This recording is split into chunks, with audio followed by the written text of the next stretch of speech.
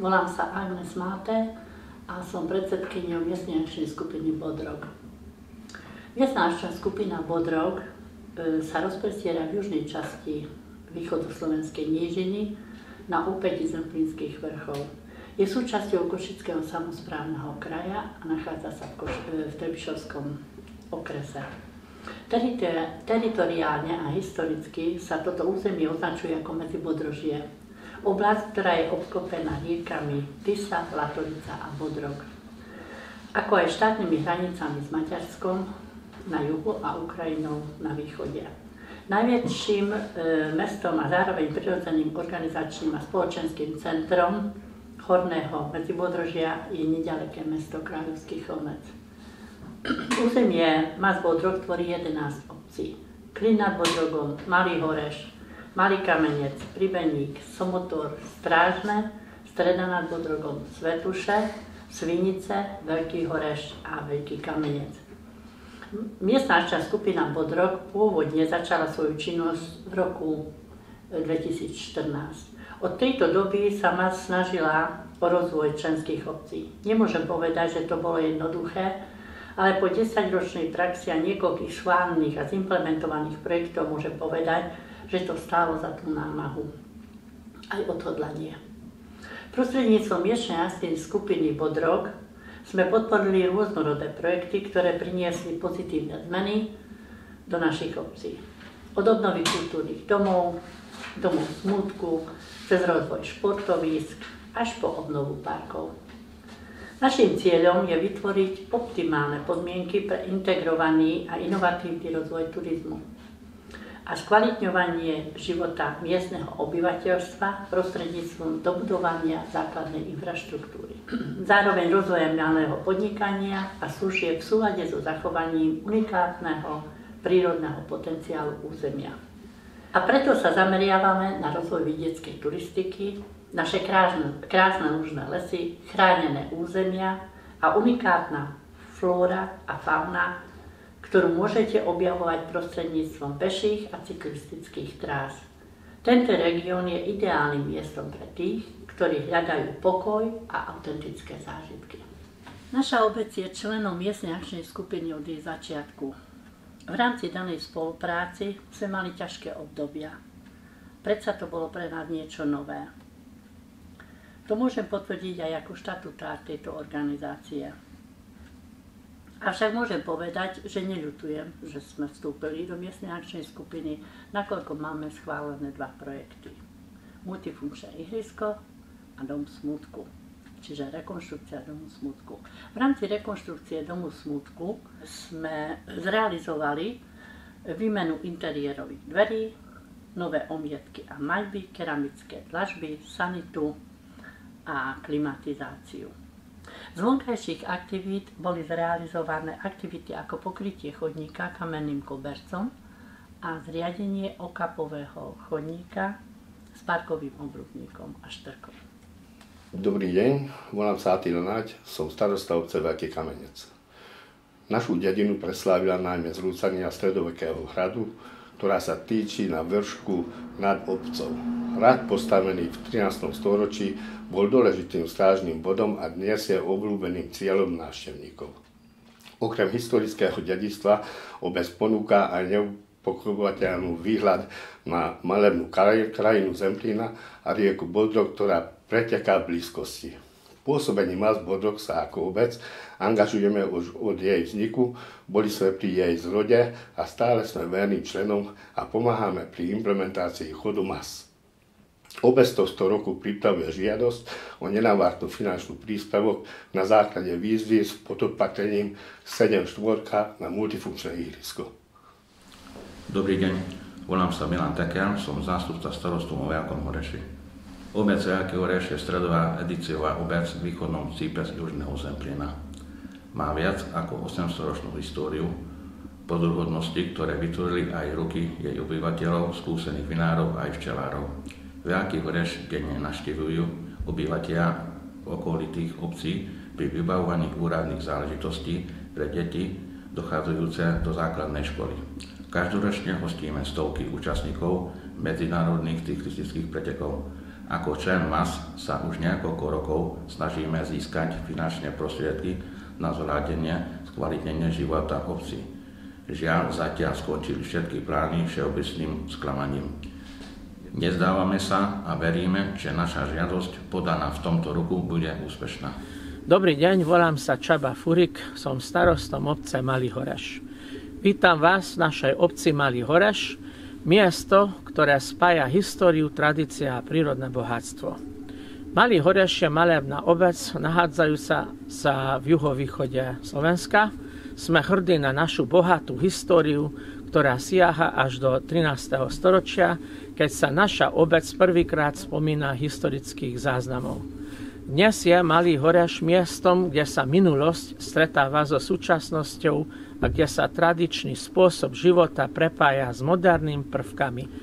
Našu obec poznajú mnohí aj vďaka jedinečným hajlochom, pivniciam vychobaným v tufovom podloží. Tieto historické vinné pivnice sú nielen symbolom našej obce, ale aj miestom, kde sa spájajú vinárske tradície a kultúrne dedičstvo regiónu. Naše okolie je ideálne pre milovníkov prírody, turistov aj cyklistov, ktorí si môžu vychutnať prechádzky malebnými poliami a lesmi. Ako aktívny člen miestnej akčnej skupiny MAS Bodrog sa nám minulého roku podarilo získať dotáciu na multifunkčné ihrisko v celkovej hodnote 99 000 eur. Momentálne dnes som podpísal zmluvu PPA a hneď ako bude zmluva podpísaná, začneme na realizácii daného ihriska.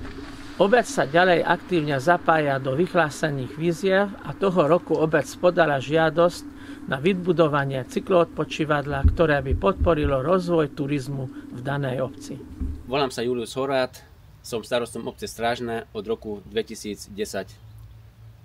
Nachádzame sa v obci Strážne, konkrétne na multifunkčnom ihrisku, ktoré sme postavili a zrealizovali vďaka finančným prostriedkom, ktoré sme získali prostredníctvom výzvy miestnej akčnej skupiny Bodrog. Druhým projektom, ktorý by sme chceli zimplementovať, je úprava a tvorba miestneho parku v obci Strážne, ktorý sa nachádza pri materskej škole v blízkosti nášho obecného úradu. Momentálne je daný projekt na kontrole zo strany PPA a veríme v jeho úspešnosť.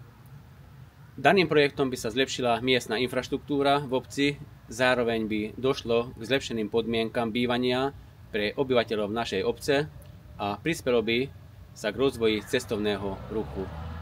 Tretí náš projekt, ktorý by sme chceli zrealizovať v rámci miestnej akčnej skupiny, je vybudovanie detského ihriska pri bytovke v obci Strážne. V obci je nedostatok vyhovujúcich a bezpečných verejných priestorov, ktoré by slúžili na aktívne trávenie voľného času pre deti a mládež, ako aj pre ostatných obyvateľov obce. Tento stav by sme chceli polepšiť. Dobrý deň. Volám sa Martin Kropuch a som starostom obce Pribeník. Pribeník je obec, ktorá sa nachádza na hranici s Maďarskou republikou. Môžem skromne povedať, že patrí medzi najkrajšie obce Južného Zemplína. Prvá písomná zmienka sa datuje k roku 1323. Dominantou našej obce je kaštiel rodiny Jozefa Majláta, v ktorom toho času sídli stredná odborná škola agrotechnických a agronomických služieb. Je nielen perlou našej obce, ale dá sa povedať, že je aj perlou Košického kraja. Tento kaštiel bol postavený v 18. storočí a rodina Jozefa Majláta ho neskôr dokončila v roku 1899. Je obklopený historickým parkom, ktorý je ideálnym miestom na prechádzku a oddych. V tomto areáli zvykneme realizovať aj rôzne kultúrne podujatia, ktoré lákajú nielen turistov, ale aj návštevníkov nášho regiónu. Ďalšou dominantou obce je synagóga, ktorá bola postavená začiatkom 20. storočia. V tom čase v obci žilo približne 140 obyvateľov židovského náboženstva. Dnes v ňom sídli Galéria národov, ktorá poskytuje priestory pre rôzne kultúrne a hudobné akcie. Každý, kto má rád históriu a takéto kultúrne pamiatky, každého radi privítame v našej obci. Naša obec ponúka priestor na oddych, turistiku a cykloturistiku. Prostredníctvom miestnej akčnej skupiny MAS Bodrog sa nám podarilo zrealizovať minulý rok detské ihrisko v obci Pribeník a vonkajšie fitness ihrisko v obci Pribeník, čím sa nám podarilo zrealizovať dve aktivity, a to aktivita detské ihrisko, na ktorom sa deti môžu do sytosti vyblázniť, a fitness ihrisko, ktoré ponúka možnosť a príležitosť tým, čo majú radi fitness. Tento rok sme sa opäť zapojili do vyhlásených víziev, a to v rámci podopetrenia 7.2 sme podali žiadosť na rekonštrukciu chodníka na ulici Kvetnej a v rámci podopatrenia 7.5 podpora a rozvoj turizmu sme dali žiadosť o vybudovanie cykloodpočívadla. Dúfame, že aj vďaka tomu sa nám podarí ďalej a ďalej zveľaďovať našu krásnu obec a privítať ďalších turistov v obci Pribeník. Dobrý deň, prajem, volám sa Zoltán Mento, som starostom obce Streda nad Bodrogom. Naša obec Streda nad Bodrogom je členom miestnej akčnej skupiny Bodrog, MAS Bodrog, so sídlom v Malom Kamenci. Streda nad Bodrogom je malebná obec. Rieka Bodrog, ktorá preteká našou obcou, je nielen prírodnou dominantou, ale aj zdrojom života a rekreácie. Naša história siaha ďaleko do minulosti, pričom obec zohráva dôležitú úlohu v kultúrnom a hospodárskom rozvoji regiónu Zemplína. Vďaka bohatým prírodným krásám je naša obec ideálnym východiskovým bodom pre turistiku, cykloturistiku a iné vodné športy. Obľúbenou atrakciou je splav rieky Bodrog, ktorý ponúka jedinečný pohľad na nádhernú prírodu a jej bohatú biodiverzitu. Vinárske tradície našej obce sú známe široko ďaleko. Príďte, ochutnajte kvalitné vína priamo z našich viníc a navštívte miestnych vinárov, ktorí s láskou pestujú a spracúvajú vinič už celé generácie. Ako člen miestnej akčnej skupiny môžem povedať, že nám bol schválený projekt rekonštrukcia domu smútku v obci Streda nad Bodrogom, ktorému bola schválená a podpísaná zmluva a momentálne sa pripravuje realizácia hlavných aktivít projektu. Na základe výzvy z miestnej akčnej skupiny Bodrog, do ktorej sme sa zapojili, nám boli schválené finančné prostriedky na úpravu hygienického zázemia, modernizácie vybavenia domu smútku, obnovy elektroinštalácie, vzduchotechniky, výmena jestvujúcich pôvodných oceľových okien a dôjde k zatepleniu stropu budovy. Pre obec je to veľká finančná pomoc, bez ktorej by obec nebola schopná niečo také zrealizovať z vlastných zdrojov. Aj preto som veľmi vďačný, že sa môžeme aktívne podieľať na implementácii stratégie CLLT, miestna akčná skupina Bodrog, občianske združenie. Ďakujem.